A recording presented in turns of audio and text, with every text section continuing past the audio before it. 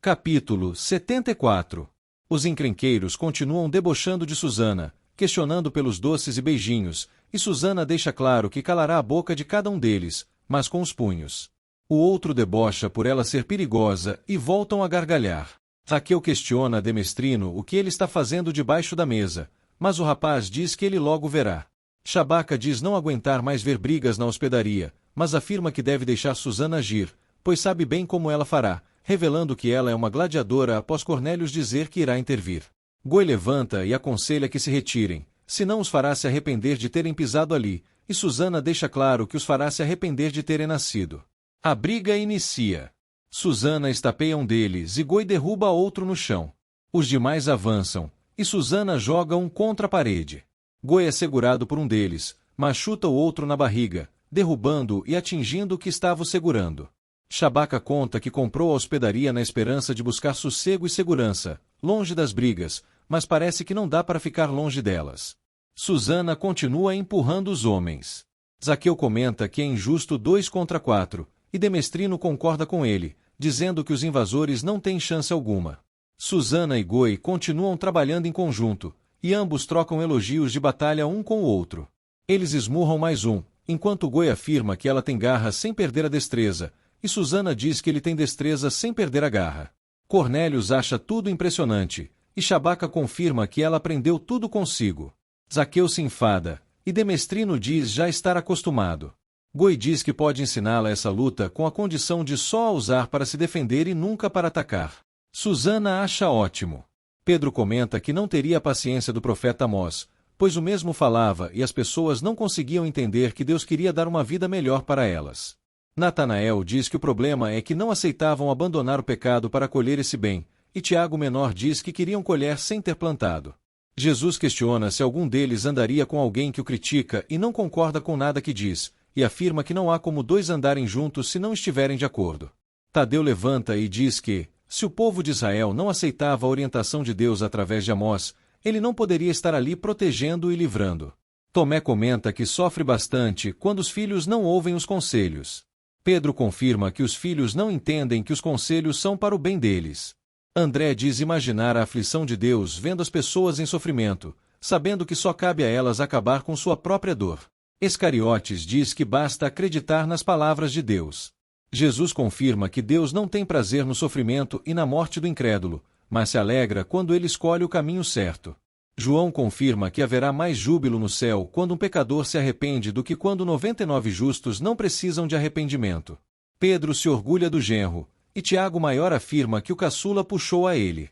No dia seguinte, Pedro lava o rosto junto com André e questiona quantos milagres Jesus realizará naquele dia.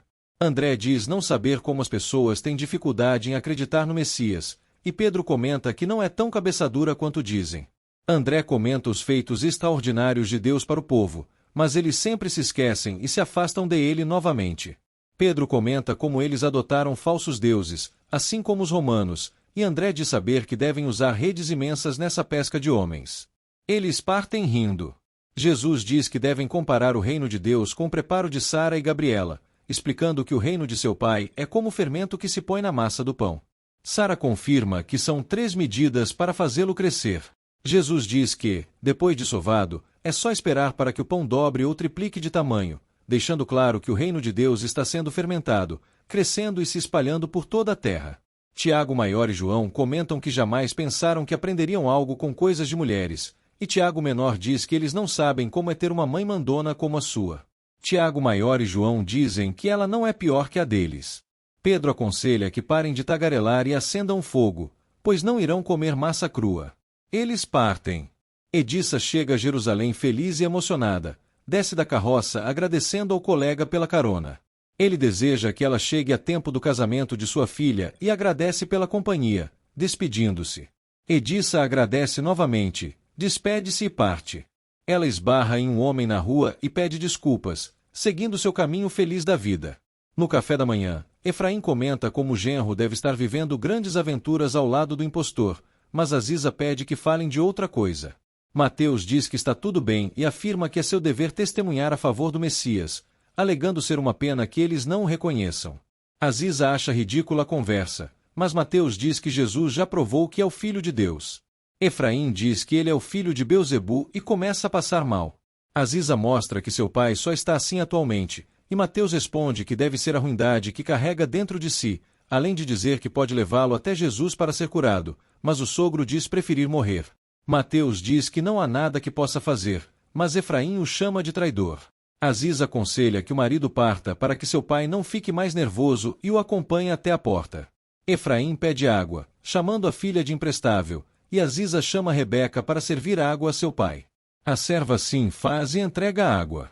Efraim bebe, e Aziza continua com desdém. Petronius adentra o palácio cumprimentando Pilatos e anunciando Cornélios e Goi.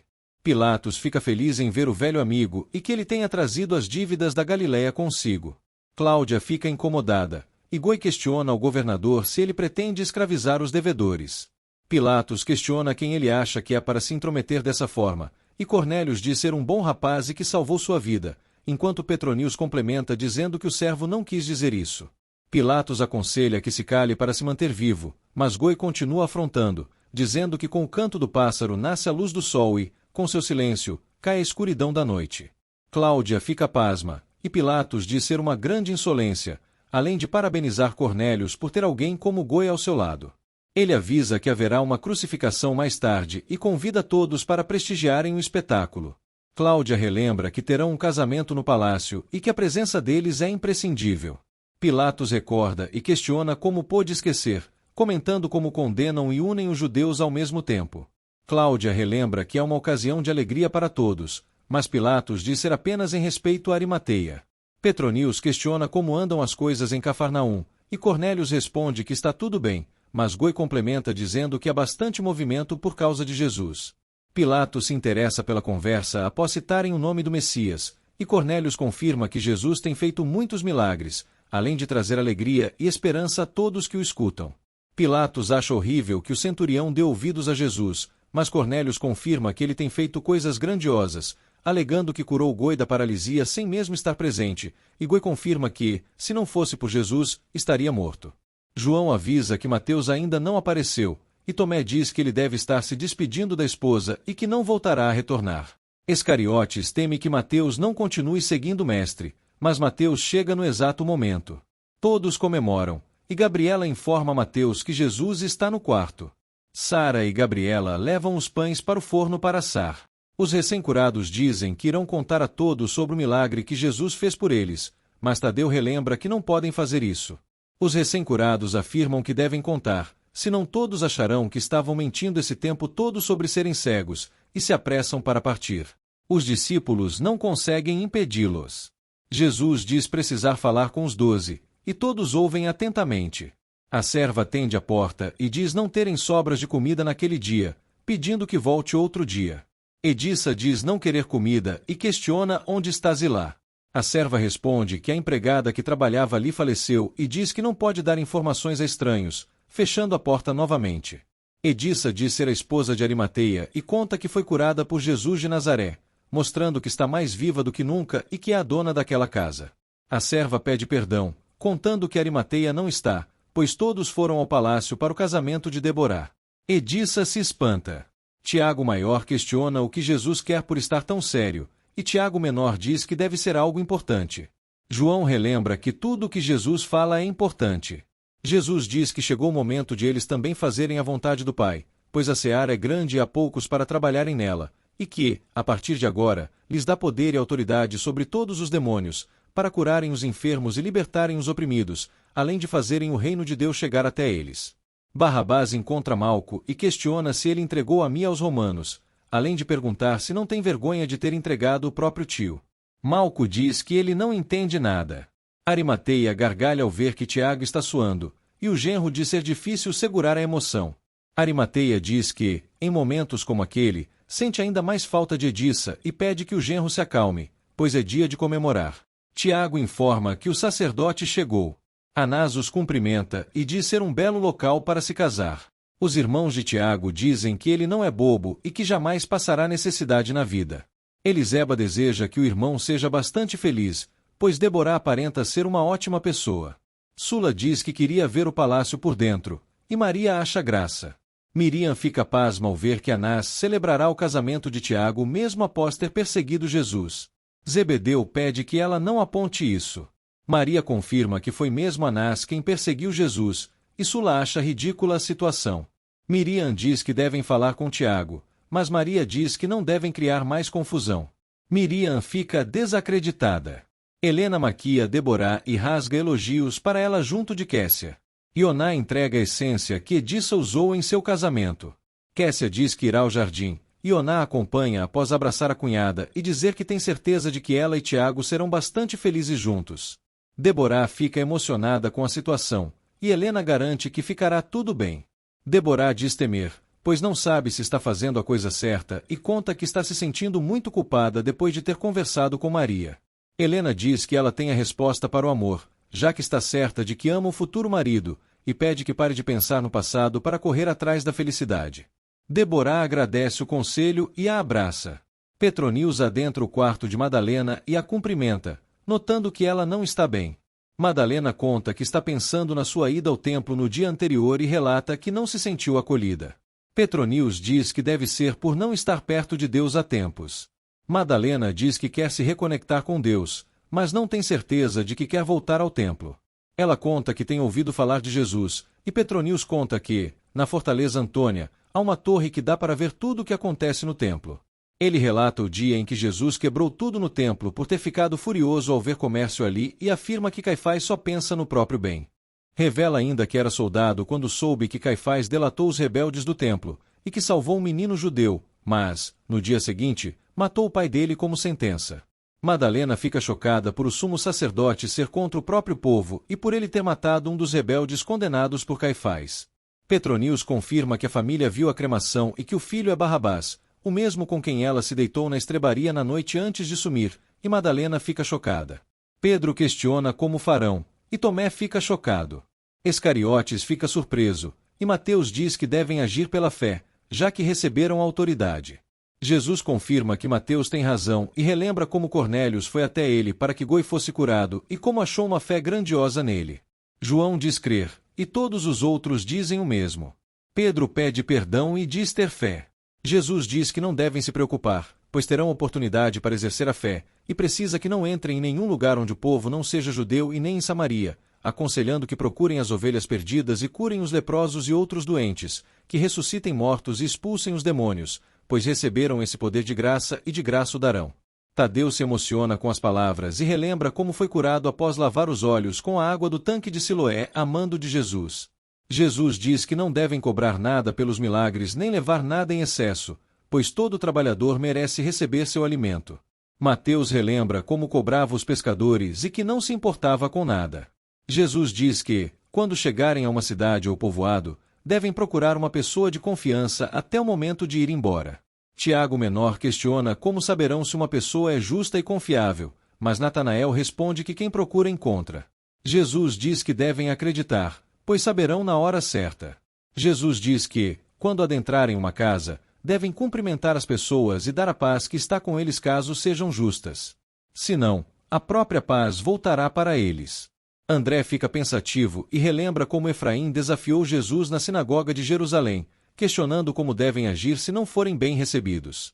Jesus responde que devem tirar a poeira dos pés como advertência para aquelas pessoas, pois, no dia do julgamento, haverá mais tolerância para Sodoma e Gomorra do que para a cidade que não os receber.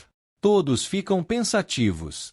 Petronius explica que apenas estava cumprindo ordens e afirma que prendeu Barrabás pelo bem dela. Madalena acha ridícula essa rixa entre eles, mas Petronius diz que Barrabás não tem nada de inocente, mesmo que não tenha culpa no caso dela. Madalena diz que ele não pode enviar alguém para a prisão sem provas e afirma que irá procurá-lo para pedir desculpas. Ele diz que ela não pode fazer isso, mas ela relembra que ele não manda nela. Ele a pega no colo e a joga na cama, alegando que ela pode fazer o que desejar, até mesmo se deitar com um ladrão, e parte em seguida, dizendo que irá assistir a uma crucificação.